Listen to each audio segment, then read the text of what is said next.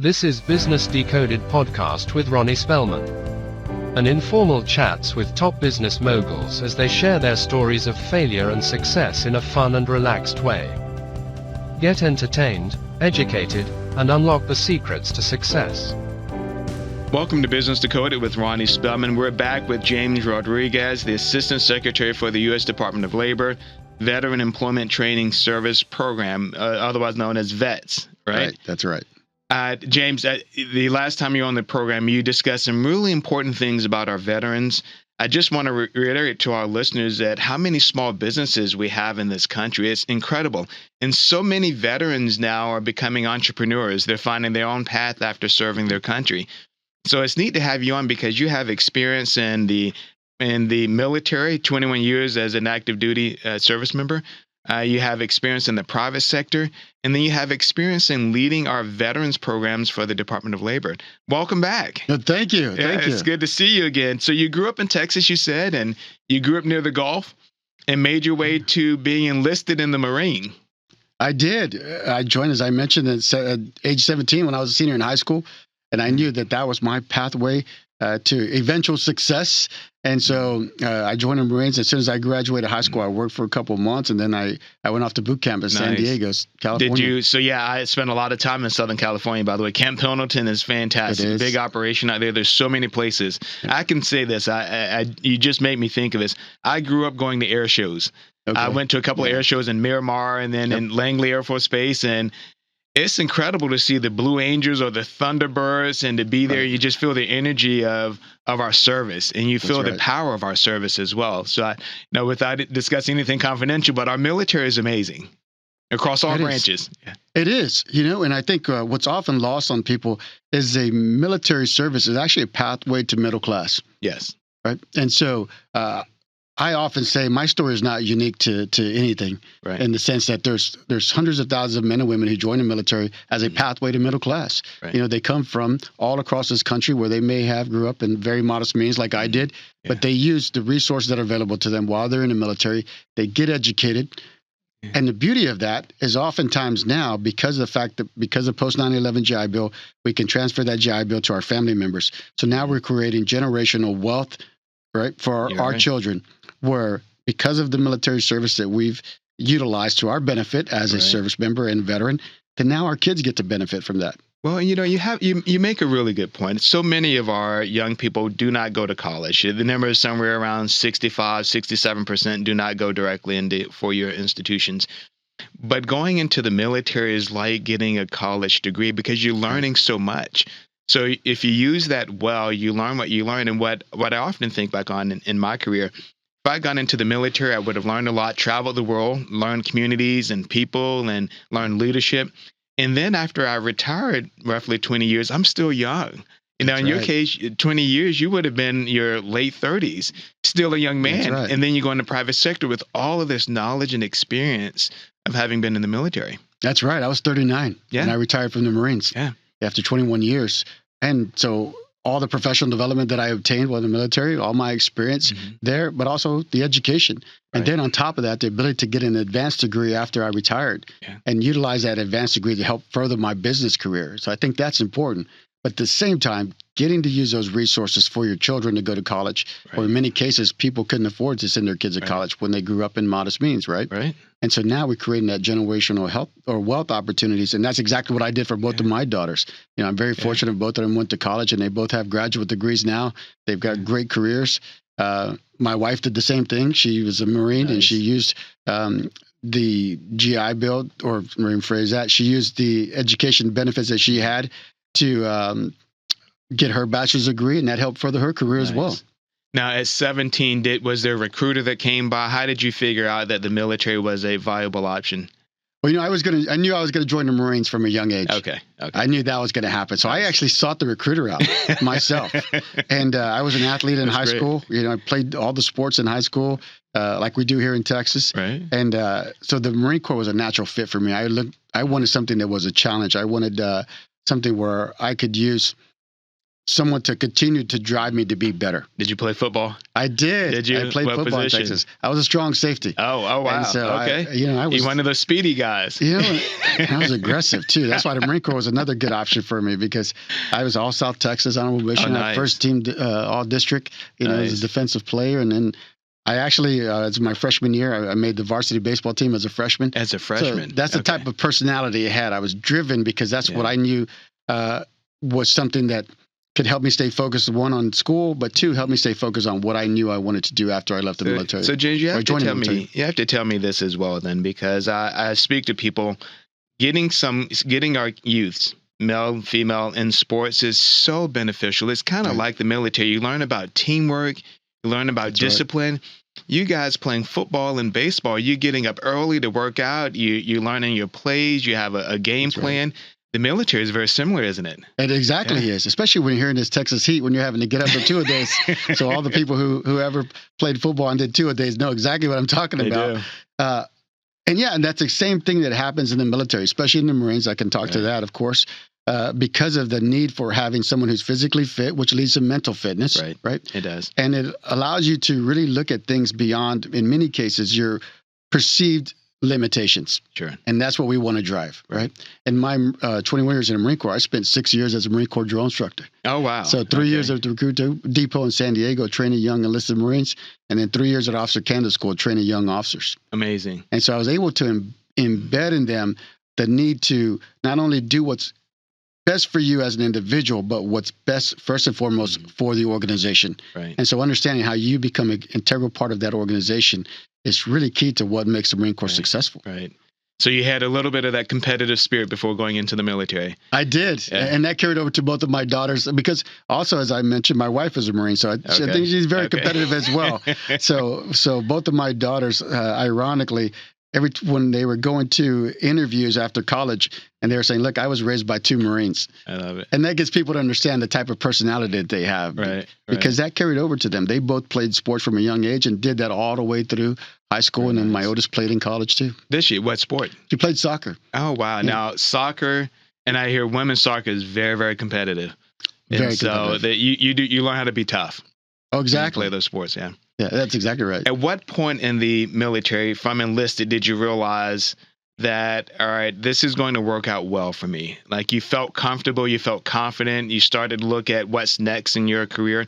But was there a moment, a defining moment? Was there a mentor or someone that brought you to the side and said, James, you have potential. Here's kind of your path, and here's how you get to the next step. Right. And there is one. I think the most important aspects of someone's overall success is having a good mentor, whether that's military or in the business community, as you know. Right. I think that's inherently important. And I had one of those.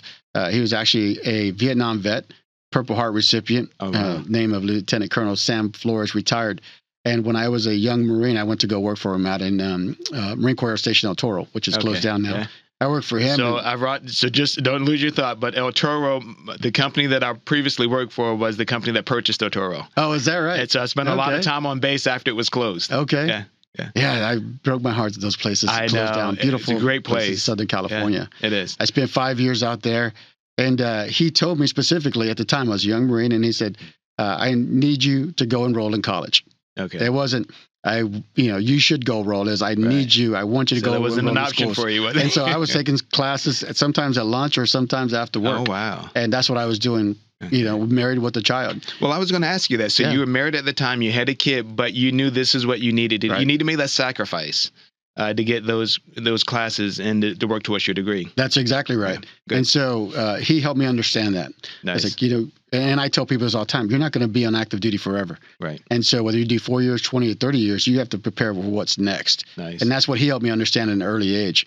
So I knew I had to have education in order to be successful post-retirement. Right. And so I pursued that aggressively.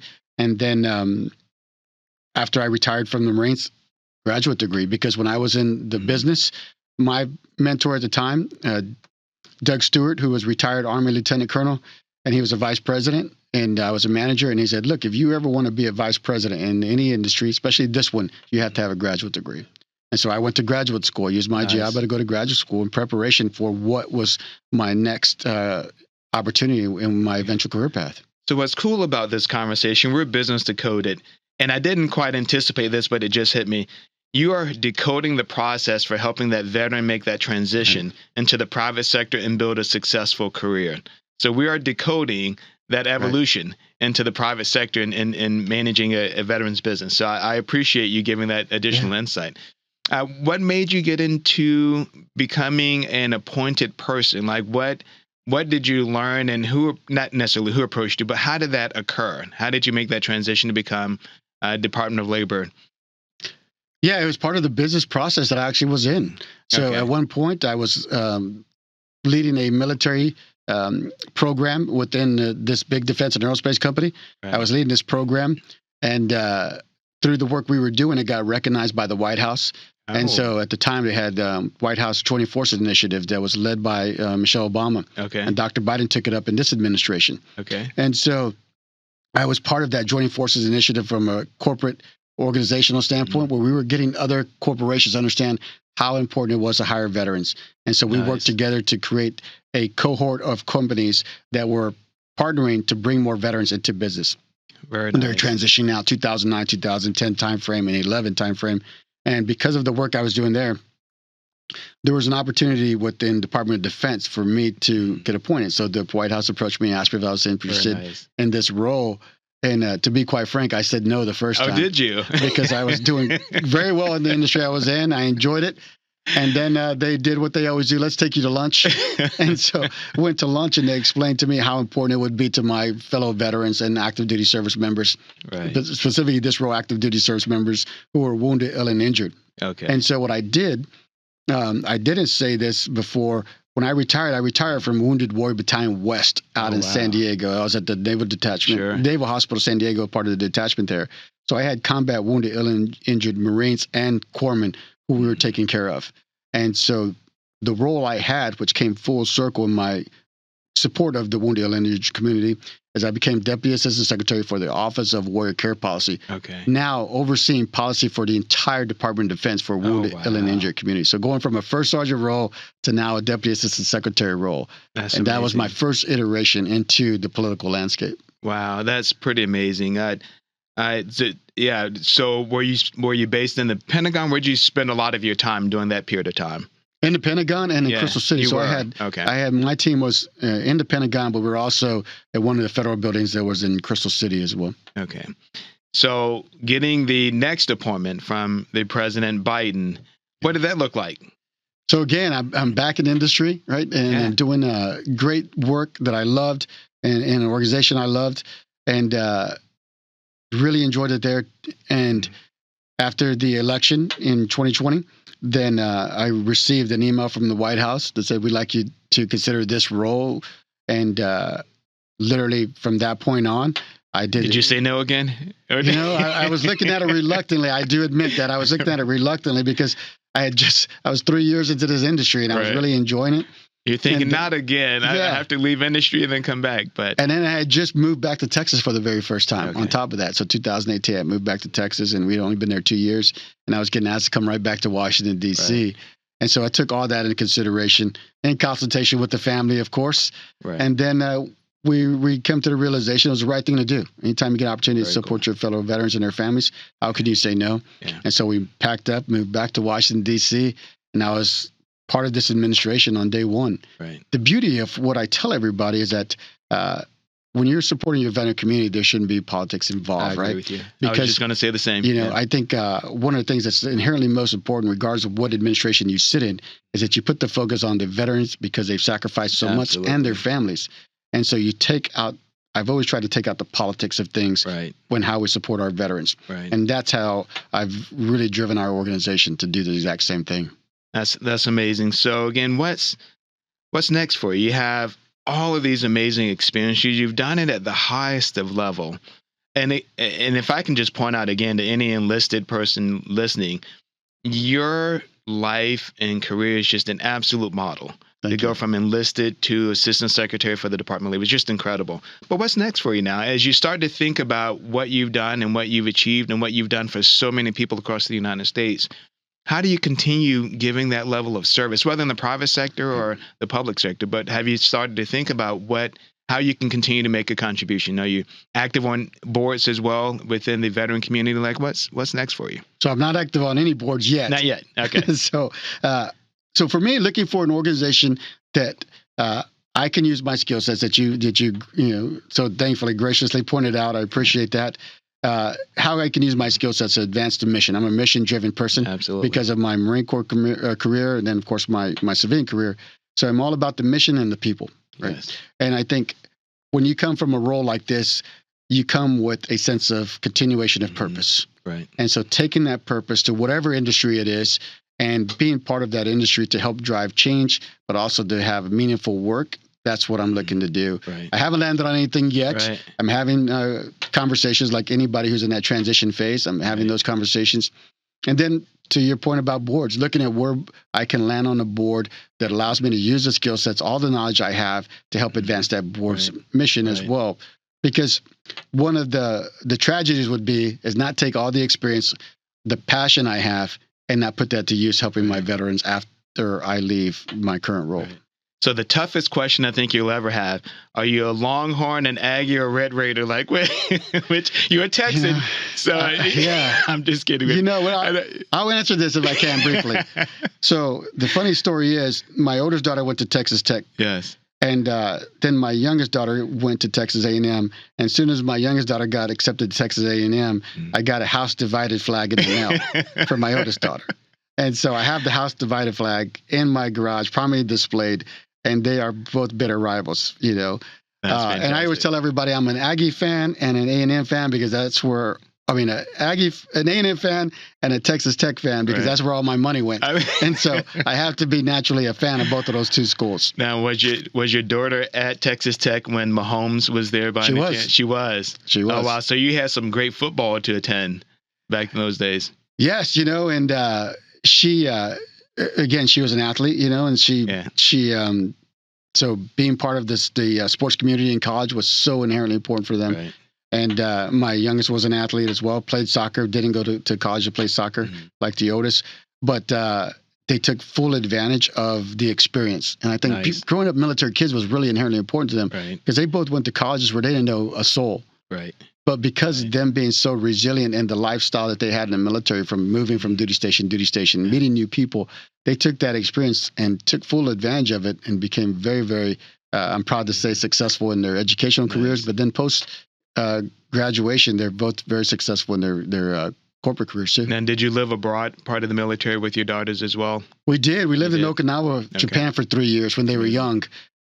World of experience. You know, in those 3 years for them two young ladies. Agreed. And they've taken that. And again, that's really what allowed them to be forward thinking and be more resilient in their approach to things. Right. And so that experience, you can't replace that experience. Yeah, as I mentioned, I grew up in a military community and my friends were moving every 2 years or so. Yeah. Some of them adjusted well, others struggled, but I think both sides of that coin will definitely say as adults, it helped them. They learned how to make friends. They learn how to find their place pretty quickly in a new community because you don't have a choice. Right. That's right. And then in your case, especially traveling abroad, you learn just different cultures and people and environments. And it's an amazing experience. It teaches you how to survive, right? That's exactly right. And, you know, my 21 years, I was served all over the world. Nice. You know, Southeast Asia, Southwest Asia, you know, places like that. And I want to say 15 countries, roughly, about 15 different countries. And one of the things that I always tried to do whenever I knew we were going to another country, I would study the basics of that language. So I would study like how to say thank you and hello, those type of things. So I could at least let people know that I was trying to understand their culture when we were working with them. Right. Now we worked with, of course, the military from those countries, but it was so respectful, in my opinion, to be able to articulate the fact that you're trying, even though you might mess up the way you pronounce it. But then I would ask them, well, how do I say this correctly? Yeah. And so I got to pick up bits and pieces of different languages. And most people don't realize that I did that.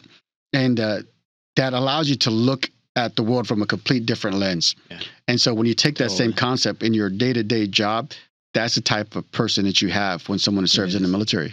So my daughter was a gymnast. So she was very sports, much the same. At one point, she was taking gymnastics 5 days a week at 5 years old. And by about 7 or 8, she was going to gymnastics from 7:30 in the morning to about 5 every single day and then traveling on weekends. and just the exposure. She's been traveling abroad now as well. And so I've been trying to do what you've done for your kids without having been in the military, because I know how important it is to give them that exposure and that experience and help them understand that, kind of like that young man I mentioned who came to my office as a manager saying that his IT was life or death. It helps them to put things in perspective, and figure out solutions. My daughter called me last night about something that she was going through in college, nothing critical, but she was just trying to figure out her housing, and there were some dynamics at play. She already had it figured out. She didn't need my help. She just wanted to tell me what she had processed. And so it sounds like your daughters have gone through the same path. They exactly, both of them have, right? Yeah. And, I love that, because you got to see it from the time they were military children, and they still wholeheartedly are part of the veteran community themselves. Love it. And I think that's often sometimes where we overlook that, is that when that veteran transitions out of the military, or that service member transitions to the veteran community, oftentimes people forget that so does the spouse, so do the children. Yes. Especially if they spent a lifetime in there, right? Which my girls did till my oldest was in high school when I retired. And so they spent majority of their young adult lives in the military. Right. And so that is a culture fit for them as well. And so they have to transition out.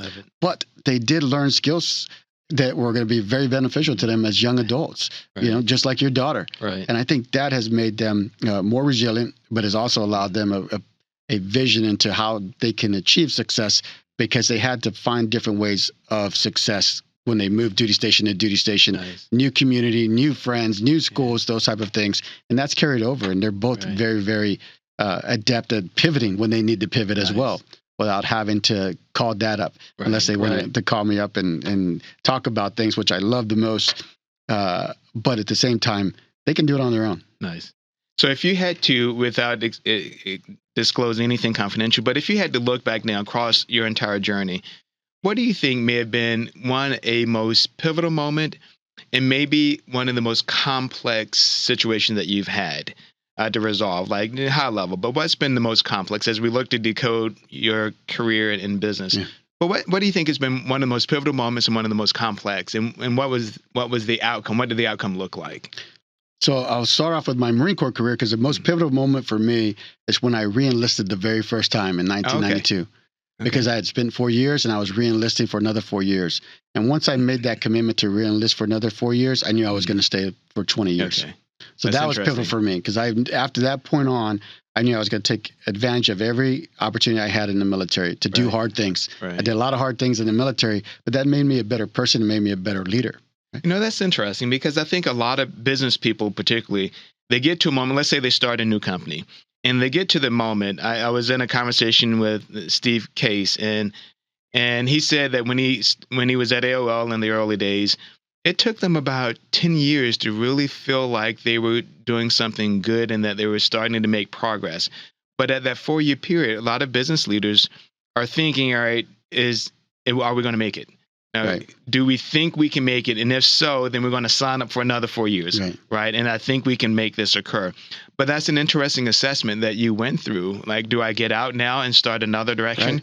Or am I ready to renew this because I think I see a path to success? No, it's exactly right. And that's what happens with service members all across the entire country every single day when they're looking to transition out at that 4-year mark.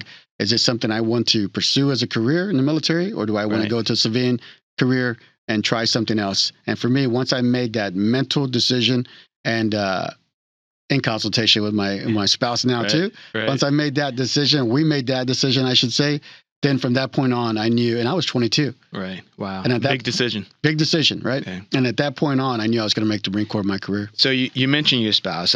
We were Business Decoded, so we're not a relationship show, but what I found fascinating, I've interviewed a lot of really successful business leaders, and so many of them credit their spouse. They're still married. They've been married for several decades, but they say that the spouse is the person that really gave me that confidence to keep going. I'd love for you to share whatever you want to share from a spouse-related perspective, because it sounds like you have the same kind of relationship. I do. I mean, we've been together 34 years. It's amazing. Been married 32 years. And because of that, she was a role model for my 2 daughters, because oftentimes I was deployed. And then when I was deployed, she was the one doing everything, you know. And because of her experience in the Marine Corps, that gave her a little bit of inside baseball, if you will, on what was happening when I was a drill instructor or when I was deployed. And so she can use that to really help my daughters also understand why I was not home all the time. Right. And so then she also drove them because of the inherent understanding that in order for them to be successful, Dad didn't have to be there all the time, because they knew what their goal was what you get to college, right? And so she drove that many times. Nice. And we still have such a great family dynamic because of our ability to move from duty station to duty station as a family, and ensuring that we were taking care of each other, right? So that was, to me, was inherently important. And then into my career post-military is looking at what opportunities, as I mentioned, we had just moved back to Texas, and then trying to make a collective decision to go back to Washington, D.C. to do what was a greater good, which was supporting our veterans. And her being a veteran, she also understood the need to continue to support our veteran community. It's cool that you look at your spouse and your two daughters as a team. Like you all made those decisions as a family unit, right? As a team, and you included them, and then you move together as a team, right? And that's so critical that you have kind of that unison. Once you sit down and analyze and debate and figure out the best path, but you move together as a team already having had that analysis. That's right. And I can honestly say we had before I took this role, because we were in Texas and my daughters were home, and we actually had a family discussion about this role and the time of commitments it was going to require. Oh, by the way, it's going to require me to move back to Washington, D.C. But we had a good discussion about it. And collectively, we all said, we all know what's important to the veteran community because of our lived experiences. And we knew it was the right thing to do. So we all agreed that it was a right role for me to take and a right opportunity. Right. And James, you're a superhero in so many ways and I appreciate everything that you've done and all the leadership positions you've been, but you're a human as well. I am. Yeah. And so it's good to sit down and talk to you and just have a great conversation. If you had to look at personal life and what you love, favorite holiday, do you have a favorite holiday? Sounds like you have such a strong family nucleus. Do you have a favorite? It's easy to say Christmas is a favorite holiday, but I think for me, all of them are important when I get the opportunity just to spend time with the family. Yeah. Right. And I think because everybody's so busy, especially the girls when they're young adults now, but just anytime they we all get to be together, that's my favorite holiday. You have any traditions? We do, most of the time, especially during Thanksgiving, we do the family does the 5K turkey trots. Okay. We do that and then make a lot of room for the meal afterwards. Right. So we do the turkey trot. We exchange gifts like everybody else. Oftentimes we do that Christmas Eve. Yes. But the tradition to me that I enjoy the most, to be quite honest, is that we all get together and we're all cooking. We're all making the meals because I also cook too. So we're all doing it together as a family, and there's music blaring, right? And so we have music all the time. And so when we're cooking, we're preparing meals. This is just meals in general when the girls are home or we're at home. And then that even resonates during the holidays, right? And so that's what makes it fun. And when I remember both of my daughters, when they both went off to college, they would both say that that's what they missed the most when they were in college, the ability to have that. But they also do the same thing now when they're cooking in their own homes. They have music on. I have music all the time in my home because it brings everyone together. And then to see everyone singing the same song is just so delightful. I have to tell you, now that my daughter's a little older, I've included her in our annual Thanksgiving football game, flag football. I like it. And it's been so much fun to watch her. One year, a couple of years ago, she scored like 4 touchdowns in a game. I like it. And, a lot of the guys are so much bigger than her. She's been knocked down a few times, but she gets right back up. She keeps going. But that's become kind of one of our new traditions, just to have her participate in that now. And but that family time is just so much fun. It is, and you value that, especially knowing how many times I was away from home, when the girls were growing up, and then trying to take every opportunity when I was actually there to be present. Right. And then even after I retired, being present as much as I could, and everything that they did after that has still continued to carry over as they're young adults. I get to spend as much time as I can with them. Very nice. Any final thoughts, James, on what new business ideas you would give to anyone transitioning veterans, resources for veterans? I appreciate you coming back on the program. This has been a lot of fun for me, just having this conversation and being able to hear about you and your daughters. I have 2 daughters as well. And there's a special place for having two daughters as a dad. And so I appreciate all that you've done there on the family side. But what kind of lasting thoughts would you leave with fathers of daughters, veterans, families, service members, business leaders? So there's a saying, look at skills other than education. Yes. Right. So there's so many different skills that we all bring to the table, but oftentimes we focus on that education piece, especially in the business community. Right. Right. And what I talked about previously, looking at the potential in that individual to do good in your business. And when you can see beyond just what's on a piece of paper, someone's resume, because we can't fit it all into a resume. Right. I can fit 21 years of my Marine Corps experience into a 2-page resume, right? Yeah. And especially now you take my 15 years post-retirement, I can't fit that very well into a 2-page resume. Very much. But if anybody who knows me and has been around me and has worked with me understands that I'm going to be a change maker in their organization. Right. And that's all veterans. Yes. Right? Given the right career set, given the right opportunity, they're going to be change makers in an organization. So look beyond what's on a piece of paper. Look beyond the educational requirements. And the federal government's recognized that, to be honest with you. The federal government has said now, for a lot of the roles now, you don't have to have a bachelor's degree. We're looking at other duties assigned, skills that you have that are going to allow you to be successful in that particular role. So they're figuring this out too. Absolutely. And so that goes back to understanding how we support the entire family dynamic, especially in today's economy where you need multiple incomes, dual incomes, we'll say, for a family to be successful, especially in high cost of living areas where the service members are stationed, ensuring that we can support the military spouse employment piece of that. So that way, supporting the military spouse, you're also supporting the family. Absolutely. Right? And I know that there are a lot of industries that talk about shortages in hiring, whether it's healthcare or manufacturing. I encourage them to definitely go seek out a veteran because they have so much to offer. Hire our veterans. That's all I have to say to all of our businesses and entrepreneurs seeking talented, dedicated, strong people. Find a veteran. I agree. And I think getting veterans into the right levels of leadership in your organization is also inherently important. Yes. One of the things that is a really key indicator when you're going to have overall success in veteran employment is that veterans hire veterans. Yes. So when you have veterans on your board, you have veterans in your C-suite, you have your leadership team that includes a veterans or military spouse. Right. We know that they understand the value that that community is going to bring into your organization when you hire them, and they naturally want to hire more of them. Right. So I always encourage companies to look at the veteran community for business success. James, it has been an absolute pleasure having you on the program. And I wish you the absolute best. So you never know. You might get another call from another president calling you back to duty in Washington, D.C. But thank you for joining us on Business Decoded. Well, thank you, Ronnie. It's been an absolute pleasure for me as well. Anytime I get to come and to have conversations with people like you who are passionate about our veteran community and having these conversations that are meaningful to folks, I always take every opportunity to talk about what we do as an agency, to brag about my team and Department of Labor, and get people to understand that it is really a lifelong sense of service. So you don't only serve in the military for 4 years. You serve for the rest of your life after you've worn that uniform. Right. And as they say, once a Marine, always a Marine. That's exactly right. That's exactly right. Thank you for joining us on Business Decoded with Ronnie Spellman. Thank you for listening to Business Decoded podcast with Ronnie Spellman. Please be sure to subscribe and share and stay tuned for more incredible Business Decoded episodes.